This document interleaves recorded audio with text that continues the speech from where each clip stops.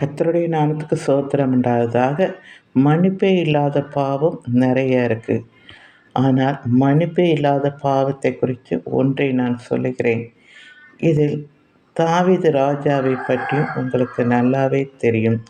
ஆண்டவரிடம் அவன் எவ்வளவோ உபவாசம் இருந்தும் ஜெபம் செய்தாலும் ஆண்டவர் அவனை மன்னிக்காமல் அவன் பிள்ளையை இறக்கச் செய்தார். பிறருடைய மனைவியையும் பிறருடைய கணவனையும் தொடுகிறவர்கள் ஆக்கினைக்கு தப்பான் என்று நீதிமொழிகளிலே சொல்லப்பட்டிருக்கிறது.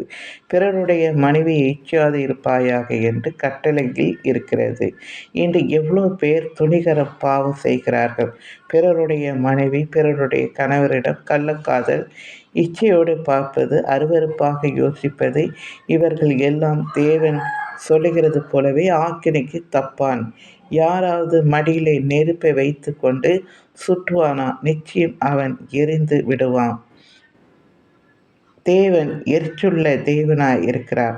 அவர் கோபத்துக்கு யாரும் தப்பித்து கொள்ள முடியாது. அவனவனுக்கு அவனவன் கிரியை தக்க தண்டனை அவனோடு கூட வருகிறது. கர்த்தருக்கு பயந்து உங்கள் பாவங்களை இன்றே உணர்ந்து அவைகளை அறிக்கை செய்து விட்டுவிடுங்கள். அவர் கோபத்துக்கும் தண்டனைக்கும் தப்பித்து கொள்ளுங்கள்.